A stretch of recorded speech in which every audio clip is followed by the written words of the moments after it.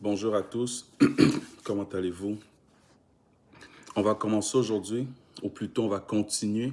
On est toujours dans Genèse 12. On va continuer notre périple avec Abraham, le père de la foi.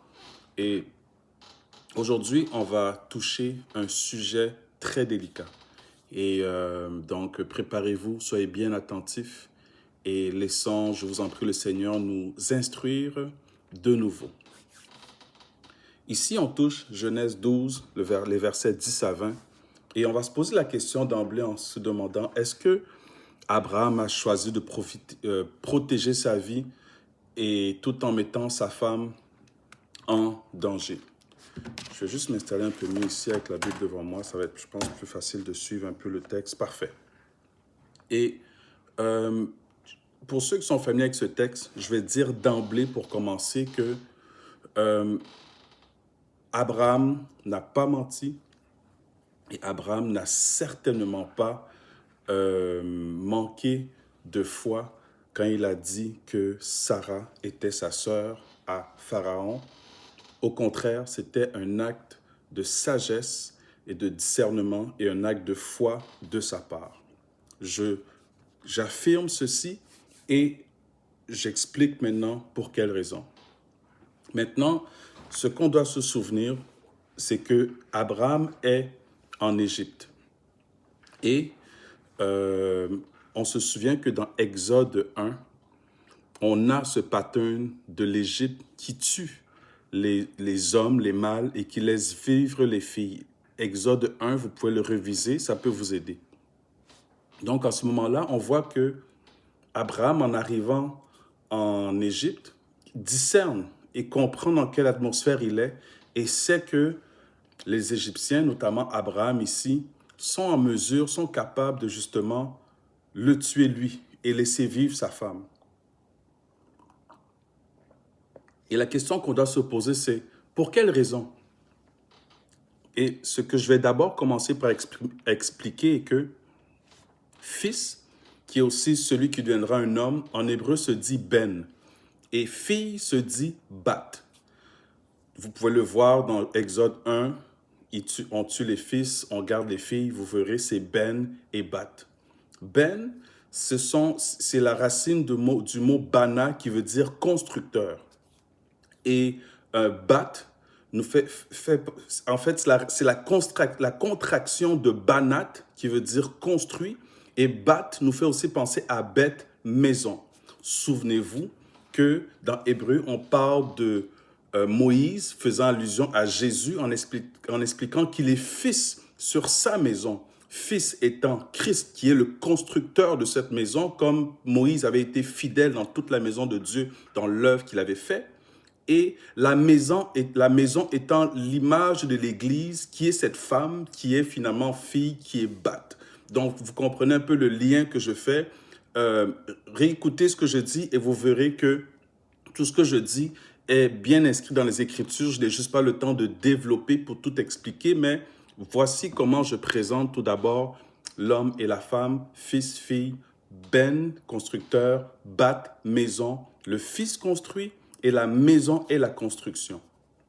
Maintenant, ce qu'on doit comprendre est que Abraham commence comme un constructeur, comme un père qui commence l'œuvre que Dieu veut faire. Et il a une promesse qui s'attache à l'œuvre qu'il commence de faire. Paul nous dit que nous sommes ouvriers avec Christ, nous sommes des constructeurs avec Christ. Et souvenez-vous aussi que dans le contexte de Genèse 12, Abraham est encore Abram. Il n'est pas Abraham et Sarah n'est pas encore Sarah. Elle est à ce niveau-ci dans Genèse 12, elle est Sarai. Donc Abraham est en construction et il va aussi contribuer à la construction de sa femme quand ils vont recevoir tous les deux la lettre H. Donc vous voyez que Abraham a une œuvre à faire. Et maintenant il arrive en Égypte et Abraham, lui, qu'est-ce qu'il veut? C'est protéger l'œuvre que Dieu a commencé avec lui. Parce que si Pharaon tue Abraham, on n'a pas d'Abraham, on n'a pas de Sarah et nous n'avons surtout pas d'Isaac, qui est la promesse. Donc, quand Abraham à ce moment-là, bien sûr, dit à sa femme, dit que je suis ton frère et non ton mari. Ce qu'il veut nous faire comprendre, ce que nous devons comprendre, l'instruction que nous devons comprendre ici, c'est que il se présente dans un territoire hostile où on a un pharaon qui détruit les constructeurs, qui détruit ceux qui ont une vision, qui détruit ceux qui ont une mission pour son propre intérêt, pour faire grandir son, comme c'est dit dans Exode 1, pour faire grandir ses granges, ses magasins. Il a son œuvre à lui. Ben, il détruit ces personnes qui ont des visions, des missions venant de Dieu pour les faire travailler pour son œuvre à lui. Donc, il détourne, il tue en réalité ta vision parce que le Fils, c'est la vision, c'est la dimension vision, la dimension mission, et il garde les femmes. Pourquoi? Les femmes portent la vision, portent la mission, la soumission. C'est un concept que l'on doit comprendre et c'est comme ça que la Bible veut nous enseigner. Donc ici, Abraham fait preuve de sagesse, il se présente devant Pharaon comme quelqu'un qui n'a aucune vision, aucune mission, qui n'est en fait pas dangereux pour son royaume, surtout pas pour son œuvre. Comme ça, il sait qu'on va le prendre à bras ouverts, on va même le bénir. Et c'est comme ça que Abraham agit, comme je vous le disais, avec sagesse dans ce royaume devant Pharaon parce qu'il discerne que nous sommes en réalité en présence d'un environnement hostile à la vision de Dieu parce que c'est un environnement qui ne propulse pas les visions, qui ne propulse pas les missions, mais beaucoup plus qui emprisonne tout homme, toute femme qui a une mission pour Dieu, pour son propre intérêt à lui. Et maintenant, qu'est-ce que nous devons comprendre, nous, en tant qu'enfants de Dieu, qui reconnaissons que Dieu nous appelle tous à une œuvre particulière? Nous devons reconnaître quand nous rentrons dans un territoire hostile, justement, et reconnaître, OK, suis-je en face d'une organisation style égyptienne où le pharaon en place va s'accaparer de moi, détruire ma vision, ma mission que Dieu m'a donnée, qu'il m'a parlé dans le secret, dans le but d'accomplir sa vision à lui.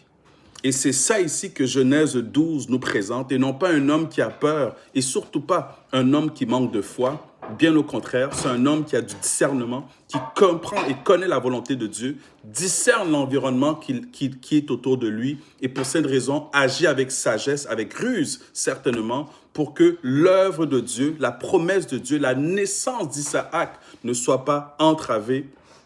Et c'est ainsi en fait que je vous demande de reviser tout ce que j'ai partagé aujourd'hui, d'être sage, prudent. Et voyez-vous comment Genèse, un texte que je crois peut-être pour certains va avoir une perspective nouvelle, nous donne des instructions pour notre avancement et surtout et toujours pour l'avancement du royaume de Dieu et de l'œuvre de Dieu. Amen. Soyez bénis. Bonne journée.